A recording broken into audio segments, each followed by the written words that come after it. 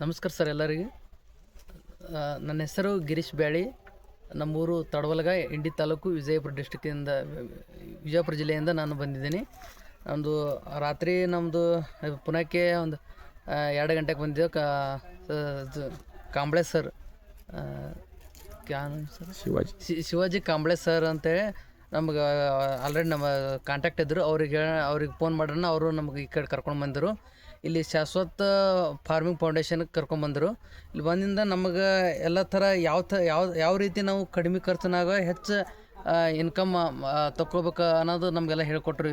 ಒಂದು ದಿನ ಪೂರ್ತಿ ಮುಂಜಾನೆ 10 ಹಿಡ್ಕೊಂಡು ಸಂಜೆ 5 ಮಟ ನಮಗೆಲ್ಲ ರೀತಿ ಯಾವ ಥರ ನಾವು ಕಡಿಮೆ ಖರ್ಚಿನಾಗ ಯಾವ ಥರ ನಾವು ಹೆಚ್ಚು ಲಾಭ ಮಾಡ್ಕೋಬೇಕು, ಮತ್ತು ಸಾಯಿಲ್ ಹೆಲ್ತ್ ಹೆಂಗೆ ಮ್ಯಾನೇಜ್ಮೆಂಟ್ ಮಾಡಬೇಕು, ಯಾವ ರೀತಿ ಮಲ್ಚಿಂಗ್ ಮಾಡಬೇಕು, ಮತ್ತು ಯಾವ ರೀತಿ ನಾವು ಆರ್ಗ್ಯಾನಿಕ್ ಬೇಸ್ಡ್ ಮ್ಯಾಗ ಪೆಸ್ಟ್ ಆಗಲಿ ಡಿಸೀಸ್ ಆಗಲಿ ಕಂಟ್ರೋಲ್ ಮಾಡಬೇಕು, ಮತ್ತು ಅದೇ ರೀತಿಯಾಗಿ ಬಯೋಲಾಜಿಕಲ್ ಬೇಸ್ಡ್ ನಾವು ಮಾಸ್ ಮಲ್ಟಿಪ್ಲಿಕೇಶನ್ ಯಾವ ರೀತಿ ಮಾಡಬೇಕು.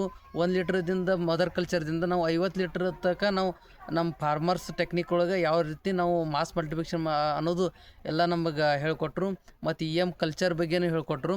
ಎಲ್ಲ ಇವು ಅವ್ರ ಒಂದು 10 ಡ್ರಮ್ ಥೇರಿ ಏನು ಅವ್ರದ್ದೇನು ಮೆಥಡ್ ಐತಿಲ್ಲ, ಒಂದು ಟೆಕ್ನಾಲಜಿ ಐತಿಲ್ಲ, ಅದು ಎಲ್ಲರೂ ರೈತರು ಬಳಸ್ಕೊಂಡ್ಕಂದ್ರೆ ಮಾಡಿದ್ರೆ ಕಡಿಮೆ ಖರ್ಚಿನಾಗ ಹೆಚ್ಚು ಉತ್ಪನ್ನದ ನಾವು ತೆಗಿಲಿಕ್ಕೆ ಸಾಧ್ಯ ಆಯ್ತು ಅಂತೇಳಿ ಹೇಳುತ್ತೇನೆ.